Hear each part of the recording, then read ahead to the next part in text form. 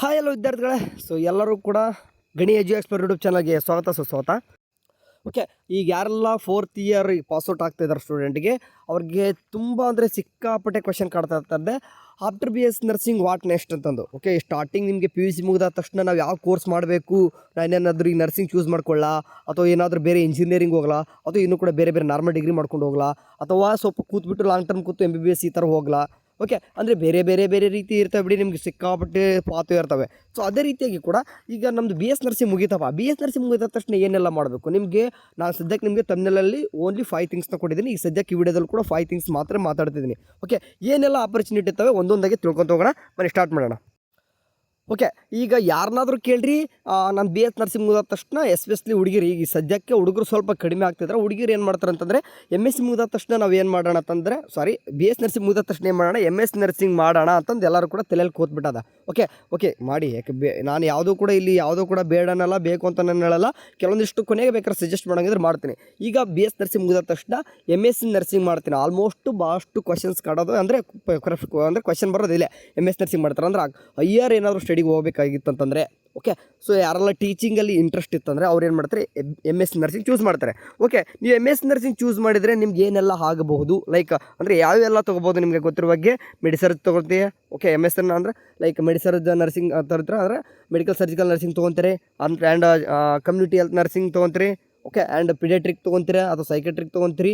Okay, and OBG ಈ ಥರ ತೊಗೊತಾರೆ. ಅಂತಂದ್ರೆ ಈ ಥರದ್ದು ಏನು ಸ್ಪೆಷಲೈಸ್ಡ್ ಆಗಿ ಏನಾಗ್ತದೆ, ಒಂದು ಕ್ರಿಟಿಕಲ್ ಕೇರ್ ಈ ಥರ ಏನು ಮಾಡ್ತಾರೆ ಅಂತಂದರೆ MS ನರ್ಸಿಂಗ್ ಒಳಗೆ ತೊಗೋತಾರೆ. ಓಕೆ, ಯಾವುದು MS ನರ್ಸಿಂಗ್.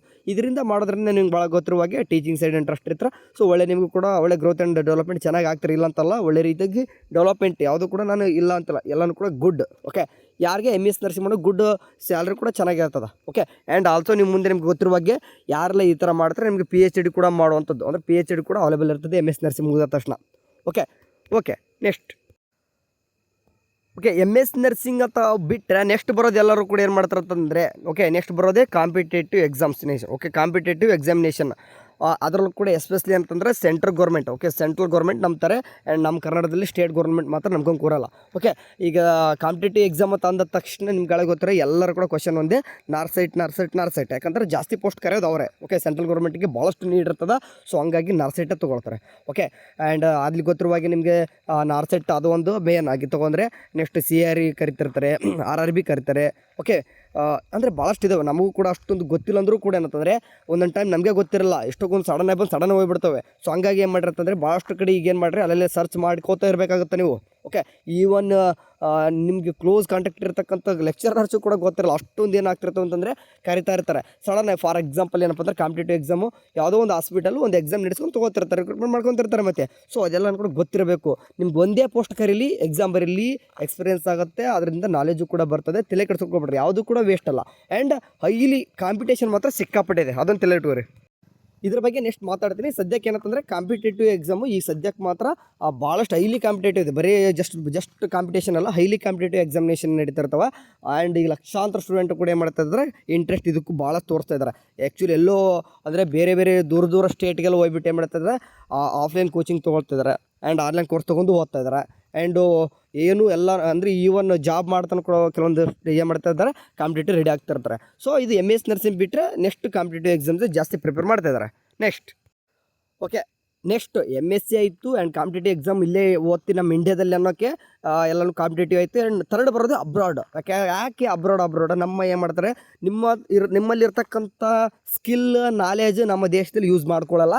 ಯಾಕಂತಂದರೆ ಸ್ಯಾಲ್ರಿ ಕಡಿಮೆ ಕೊಟ್ಟರೆ ಏನು ಮಾಡ್ತಾರೆ, ಆಟೋಮೆಟಿಕ್ಲಿ ಏನು ಮಾಡ್ತಾರೆ ಸ್ಟೂಡೆಂಟ್ಗಳು ಅಥವಾ ಯಾರೇ ಒಂದು ಆಸ್ಪಿರೆಂಟ್ಸ್ ಆಗಲಿ ತಮ್ಮ ಹತ್ರ ನಾಲೆಜ್ ಇಟ್ಕೊಂಡು ತಮ್ಮೆಲ್ಲನೂ ಕೂಡ ಸ್ಕಿಲ್ಸ್ ಇಟ್ಕೊಂಡು ಇಲ್ಲಿ ಇಂಡಿಯಾದಲ್ಲಿ ಯೂಸ್ ಆಗಲ್ಲ ಸ್ಯಾಲ್ರಿ. ಅಂದರೆ ಇವ್ನು ಸ್ಕಿಲ್ ಇದ್ದವನಿಗೆ ಅಷ್ಟೇ ಸ್ಯಾಲ್ರಿ ಇದೆ, ಆ್ಯಂಡ್ ಸ್ಕಿಲ್ ಇಲ್ಲದೇ ಇದ್ದವನಿಗೆ ಅಷ್ಟೇ ಸ್ಯಾಲ್ರಿ ಇಲ್ಲದೇ ಇದ್ದಾಗ, ಅಂದರೆ ಇಬ್ಬರು ಕೂಡ ಸ್ಕಿಲ್ಸ್, ಒಬ್ಬರಿಗೆ ಸ್ಯಾಲ್ರಿ ಹೈ ಇದೆ, ಓಕೆ ಜಾಸ್ತಿ ಇದೆ, ಸುಪ್ರಿಯರ್ ಇದೆ, ಒಬ್ಬನಿಗೆ ಸ್ಕಿಲ್ಲೇ ಇಲ್ಲ. ಓಕೆ, ನಾಲೆಜ್ ಒಬ್ಬ ಜಾಸ್ತಿ ಇದೆ, ಅವ್ನಿಗೆ ಏನೂ ಇಲ್ಲ, ಆದರೂ ಕೂಡ ಸೇಮ್ ಸ್ಯಾಲ್ರಿ ಕೊಟ್ಟಾಗ ಆಬ್ವಿಯಸ್ಲಿ ಅವ್ನಿಗೆ ಏನಾಗುತ್ತೆ, ಸ್ವಲ್ಪ ಗಿಲ್ಟ್ ಫೀಲ್ ಆಗುತ್ತೆ. ಸೊ ಅಂಥವ್ರು ಏನು ಮಾಡ್ತಾರೆ, ಹೈಯರ್ ಅಂದರೆ ಬೇರೆ ಒಂದು ಅಬ್ರಾಡ್ಗೆ ಹೋಗ್ಲಿ ಟ್ರೈ ಮಾಡ್ತಾರೆ. ಓಕೆ, ಯಾಕಂದರೆ ನಮ್ಮ ದೇಶದಲ್ಲಿ ಯುಟಿಲೈಸ್ ಮಾಡ್ಕೊಳ್ಳಲ್ಲ, ಹಂಗಾಗಿ ನಮ್ಮ ದೇಶ ಉದ್ಧಾರ ಆಗಲ್ಲ, ಇನ್ನೂ ಕೂಡ ಉದ್ಧಾರ ಆಗಲ್ಲ. ಮೀನ್ಸ್ ಯಾಕೆ ವರ್ಡ್ ಯೂಸ್ ಮಾಡ್ತಿದ್ದೀನಿ ಅಂತಂದರೆ, ಸೊ ಹಂಗಿದೆ ಈ ಸದ್ಯಕ್ಕೆ ಇರತಕ್ಕ ಪರಿಸ್ಥಿತಿ. ಫಾರ್ ಎಕ್ಸಾಂಪಲ್ ನಮ್ಮ ಕರ್ನಾಟಕದ ಅಂದರೆ 2015 ಕರೆದಿದ್ದು ಇನ್ನೂ ಕೂಡ ತೊಗೊಂಡಿಲ್ಲ. ಬರೀ ಕಾಂಟ್ರಾಕ್ಟ್ ಬೇಸು, ಏನು ಕ್ವಾಲಿಟಿ ಕೇರ್ ನಡೆಯೋದಿಲ್ಲ, ಕ್ವಾಲಿಟಿ ಏನು ಕೂಡ ಏನೂ ಇಲ್ಲ ಸದ್ಯಕ್ಕೆ. ಸೊ ಹಂಗಾಗಿ ನಮ್ಮ ಕರ್ನಾಟಕದಲ್ಲಿ ಇನ್ನೂ ಕೂಡ ಕಾಂಪಿಟೇಷನ್ ಅನ್ನೋದು ಬಂದಿಲ್ಲ. ಹಂಗಾಗಿ ಚೂಸ್ ಮಾಡ್ಕೊಳ್ಳೋದು ಏನಪ್ಪ ಅಂದ್ರೆ ನೆಕ್ಸ್ಟ್ ಸ್ಟೂಡೆಂಟ್ ಅಬ್ರಾಡ್. ನೋಡಿ ಅಬ್ರಾಡಲ್ಲಿ ಕೂಡ ನಿಮ್ಗೆ ಡಿಫ್ರೆಂಟಾಗಿ ಹೇಳ್ತೀನಿ ನೋಡಿ ನೀವೇನಾದ್ರು US ಹೋಗ್ಬೇಕಂತಂದ್ರೆ ನಿಮ್ಗೆ ಗೊತ್ತಿರುವಾಗ ಎಂಕ್ಲೆಕ್ಸ್ ಬರಲೇಬೇಕಾಗ್ತದೆ. ಓಕೆ, ಎಂಕ್ಲೆಕ್ಸ್ ಇದೆ. ಆ್ಯಂಡ್ ಐರ್ಲ್ಯಾಂಡ್, ಆಸ್ಟ್ರೇಲಿಯಾ ಈ ಥರ UK ಹೋಗ್ಬೇಕಂತಂದರೆ ನಿಮ್ಗೆ ಆಟೋಮೆಟಿಕ್ಲಿ ಏನು ಮಾಡಬೇಕು, OET ಅಥವಾ ಏನು ಮಾಡ್ತೀವಿ ಐಲ್ಯಾಂಡ್ಸ್ ಅಂತ ಹೆಂಗೆ ಕರಿತೀವಿ ಅವು ಅಂದರೆ ಅಬ್ರಾಡ್ಗೆ ಹೋಗ್ಬೇಕಾ. ಇಲ್ಲ ಕೆಲವೊಂದಿಷ್ಟು ಈಗ ಸದ್ಯಕ್ಕೆಲ್ಲ ಕೂಡ ಟ್ರೆಂಡ್ ನಡೀತಾ ಇದೆ ನಿಮ್ಗೆ ಗೊತ್ತಿರುವಾಗೆ ಜರ್ಮನ್ ಆ್ಯಂಡ್ ಜಪಾನ್ ಲ್ಯಾಂಗ್ವೇಜ್ ಕಲಿಯೋದು. ಅಂದರೆ ಈಗ ಫಾರ್ ಎಕ್ಸಾಂಪಲ್ ಈಗ ಜರ್ಮನ್ ಲ್ಯಾಂಗ್ವೇಜ್ ಅಂದ್ರೆ ಬಟ್ ಸಿಕ್ಕಾಪಟ್ಟೆ ಟ್ರೆಂಡಿಂಗ್ ಎಲ್ಲ ಕಡೆ.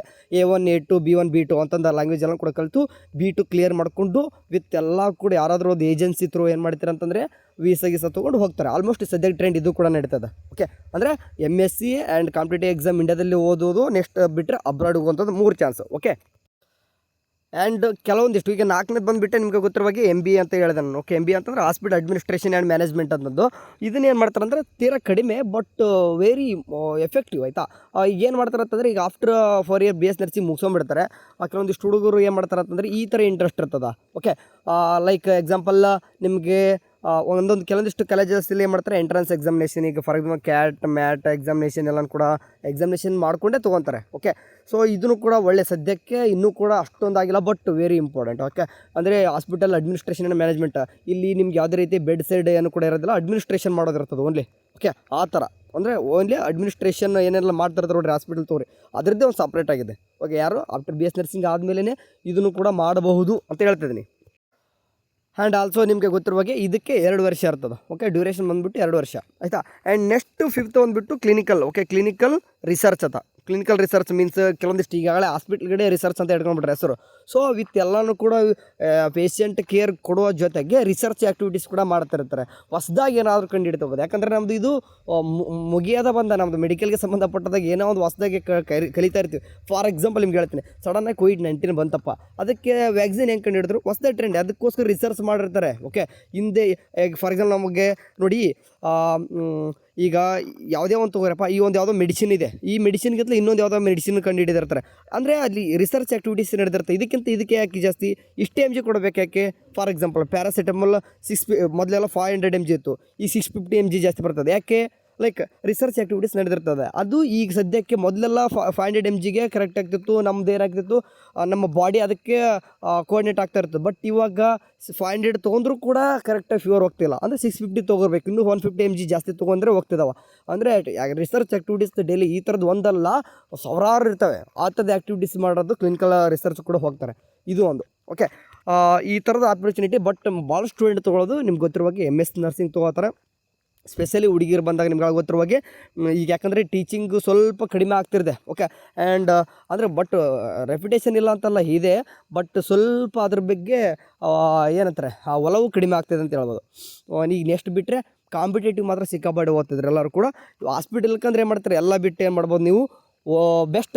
ನಾನು ಈಗ ಸಜೆಸ್ಟ್ ಮಾಡೋದೇನಪ್ಪ ಅಂತಂದರೆ, ನಿಮ್ಮ ಮನೇಲಿ ಎಲ್ಲನೂ ಕೂಡ ಬ್ಯಾಕ್ಗ್ರೌಂಡ್ ಕರೆಕ್ಟ್ ಇತ್ತು, ಎಲ್ಲನೂ ಕೂಡ ಇತ್ತು. ಯಾಕಂದರೆ ಒನ್ ಟೈಮ್ ನಿಮ್ಗೆ ಏನಾದರೂ ಕೆಲಸ ಮಾಡ್ಲಿಕ್ಕೆ ಕೂತ್ರೆ ಕೈಯಲ್ಲಿ ಅಮೌಂಟ್ ಬರ್ತಾ ಹೋಗಿಬಿಟ್ರೆ ನಿಮ್ಗೆ ಏನಪ್ಪ ಆಗುತ್ತೆ ಅಂತಂದರೆ, ಸೊ ನಿಮಗೆ ವಾಪಸ್ ಓದ್ಲಿಕ್ಕೆ ಇಂಟ್ರೆಸ್ಟ್ ಆಗುತ್ತೆ ಇಲ್ಲ ಗೊತ್ತಿಲ್ಲ. ಓಕೆ, ನೀನು ಮೈಂಡ್ ಸ್ಟೇಬಲ್ ಇಟ್ಕೊಂಡು ಆಗ್ತಂದ್ರೆ ಎಲ್ಲನೂ ಕೂಡ ಆಗುತ್ತೆ. ಲೈಕ್ ಈಗೇನು ಮಾಡ್ಬೋದು, ನಿಮಗೆ ನಾನು ಬೆಟರ್ ಚೂಸ್ ಮಾಡೋದು MS ನರ್ಸಿಂಗ್ ಮಾಡೋರಿಗೆ ನನಗೆ ಯಾವುದೇ ಆದ್ಯತೆ ಎಲ್ಲ ಮಾಡಿರಿ. ಓಕೆ, ಯಾವುದು ಕೂಡ ಎಲ್ಲನೂ ಕೂಡ ಬೆಟ್ರೆ, ಎಸ್ಪೆಷಲಿ ಹುಡುಗಿರು ಮಾಡ್ತಾರೆ ಅಂತಂದ್ರೆ ಇನ್ನೂ ಕೂಡ ಬೆಟ್ರ್ ಮಾಡ್ಕೊರಿ.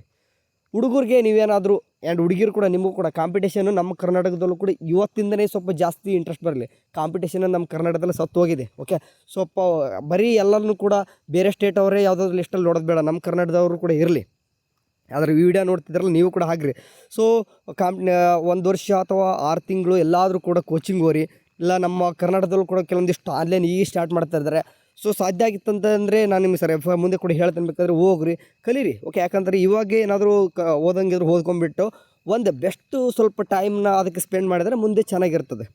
ಓಕೆ, ಆ್ಯಂಡ್ ಅದೇ ರೀತಿಯಾಗಿ ನೀವು ಏನಾದರೂ ಇಲ್ಲ ನಾನು ಹಾಸ್ಪಿಟ್ಲ್ ಮಾಡ್ಕೊಂಡು ಎಕ್ಸ್ಪೀರಿಯನ್ಸು ಕೂಡ ಸಿಗುತ್ತೆ. ಹಾಸ್ಪಿಟ್ಲ್ ಮಾಡ್ತೀರಂದ್ರೂ ಕೂಡ ನಾನು ಬೇಡನಲ್ಲ, ಹಾಸ್ಪಿಟ್ಲ್ ಕೂಡ ಬೆಸ್ಟ್. ಯಾಕಂತಂದರೆ ನೀವು 1 ಇಯರ್ ಅಥವಾ 2 ಇಯರ್, ನಾನು ಹೇಳೋದು 1 ಇಯರ್ ಅಥವಾ 2 ಇಯರ್ ಏನಾದರೂ ಹಾಸ್ಪಿಟ್ಲ್ ಮಾಡಿದಂದರೆ ಎಕ್ಸ್ಪೀರಿಯನ್ಸ್ ಸಿಗುತ್ತದೆ. ಅದ್ರ ಜೊತೆಗೆ ಸುಮ್ಮನೆ ಕೊಡಬೇಡ್ರಿ, ಬರೀ ಅದು ಓದೋದು ಅಂದರೆ ಹಾಸ್ಪಿಟಲ್ ಡ್ಯೂಟಿ ಮೇಲೇ ಕೂಡ ಸ್ಟಿಕ್ ಆಗೋದು ಬೇಡ. ಅದ್ರ ಜೊತೆಗೆ ಡೈಲಿ ಕೂಡ ಓದ್ತಾ ಇರ್ರಿ, ಆನ್ಲೈನ್ ಕೋರ್ಸಸ್ಗಳು ತೊಗೊರಿ, ಟೆಸ್ಟ್ ಸೀರೀಸ್ನ ಕಂಡಕ್ಟ್ ಮಾಡ್ಕೊರಿ. ಕಾಂಪಿಟೇಷನ್ ಕೂಡ ಮೇನಾಗಿ ಕಾಂಪಿಟೇಷನ್ ನಿಮ್ಗೆ ಹೇಳ್ತಾರೆ ನಾನು. ಓಕೆ, ಯಾವೆಲ್ಲ ಇವು ಬರ್ತವೆ ಅಂದ್ರೆ ಕಾಂಪಿಟೇಷನ್ ಎಕ್ಸಾಮ್ಸ್ಗಳು ಯಾವೆಲ್ಲ ಬರ್ತವೆ, ಎಷ್ಟೆಲ್ಲ ರಿಕ್ರೂಟ್ಮೆಂಟ್ ಆಗ್ತಿರ್ತದೆ, ಏನು ಪೋಸ್ಟು, ಎಷ್ಟು ಎಲ್ಲನೂ ಕೂಡ ಡೀಟೇಲ್ಸ್ ಇನ್ನೊಮ್ಮೆ ಹೇಳ್ತೀನಿ. ಬೇಕಾದರೆ ಈ ವಿಡಿಯೋದಲ್ಲಿ ನಿಂಗೆ ಏನು ಹೇಳಕ್ಕೆ ಹೋಗ್ತಿದ್ದೀನಿ ಅಂದರೆ ಆಫ್ಟರ್ ಬಿ ಎಸ್ ನರ್ಸಿಂಗ್ ಏನೆಲ್ಲ ಮಾಡಬಹುದು ಇಷ್ಟೆಲ್ಲ ಇದೆ ಅಂತ ಹೇಳ್ತಿದ್ದೀನಿ. ಸಿಕ್ಕಾಪಟ್ಟೆ ದಾರಿಗಳಿರ್ತವೆ. ಇನ್ನೂ ಕೂಡ ಕೆಲವೊಂದಿಷ್ಟು ಹುಡುಗರು ಇರ್ತಾರೆ, ಬೇರೆ ಬೇರೆ ರೀತಿ ಮೈಂಡ್ ಸೆಟ್ ಇಟ್ಕೊಂಡಿರ್ತಾರೆ. ನಾನು ಅವ್ರಿಗೆ ಏನು ಕೂಡ ಬೇಡನಲ್ಲ, ಮಾಡ್ಕೊರಿ. ಏನೇ ಆಗಲಿ ಇಷ್ಟು 4 ವರ್ಷ ಕಲ್ತಿದ್ದು ವೇಸ್ಟ್ ಮಾಡಿಬಿಡ್ರಿ ಬಿ ಎಸ್ ನರ್ಸಿಂಗು. ಮುಂದೆನೂ ಕೂಡ ನರ್ಸಿಂಗ್ ಒಳಗಡೆ ಇರೋಕ್ಕೆ ಟ್ರೈ ಮಾಡಿರಿ, ನರ್ಸಿಂಗಲ್ಲೇ ಏನಾದರೂ ಮಾಡಿರಿ. ಓಕೆ ಏನಾಗಲಿ ಹಾಸ್ಪಿಟಲ್ ಮಾಡ್ತೀರಂತಂದರೆ ಸ್ವಲ್ಪ ಚೆನ್ನಾಗಿರೋ ಹಾಸ್ಪಿಟ್ಲೇ ತೊಗೋರಿ. ಯಾಕಂದರೆ ಸಣ್ಣ ಪುಟ್ಟ ಕ್ಲಿನಿಕಲ್ಲಿ ತೊಗೊಂಡು ಹೋಮ್ ನರ್ಸಿಂಗ್ ಹೋಗ್ತೀನಿ ಅಂತಂದರೆ ಸ್ವಲ್ಪ ಆದಷ್ಟು ಅವಾಯ್ಡ್ ಮಾಡಿರಿ. ಯಾಕಂದರೆ ನಿಮ್ಗೆ ಈ ಸದ್ಯಕ್ಕೆ ನೀವು ಸಣ್ಣ ಪುಟ್ಟ ಯಾವುದೋ ನರ್ಸಿಂಗ್ ಮಾಡಿ ಬಂದಿಲ್ಲ, ಬಿ ಎಸ್ ನರ್ಸಿಂಗ್ ಮಾಡಿದರೆ ತಲೆಯಲ್ಲಿ ಇಟ್ಕೊಂಡ್ರಿ. ಸರಿ, ಇದಿಷ್ಟು ನಿಮ್ದು ಏನಾದರೂ ಅಂದರೆ ನನಗೆ ಇರ್ತಕ್ಕಂಥದ್ದು ನಾನು ಬಂದು ಹೇಳಿದೆ. ನಿಮ್ಗೆ ಏನಾದರೂ ಇನ್ನೂ ಕೂಡ ಐಡಿಯಾಸ್ ಇತ್ತಂತಂದರೆ ಕಮೆಂಟ್ ಬಾಕ್ಸಲ್ಲಿ ಹಾಕಿ ಬೇರೆಯವ್ರು ಕೂಡ ತಿಳ್ಕೊಳ್ಳಿ. Thank you. Have a next day. Bye.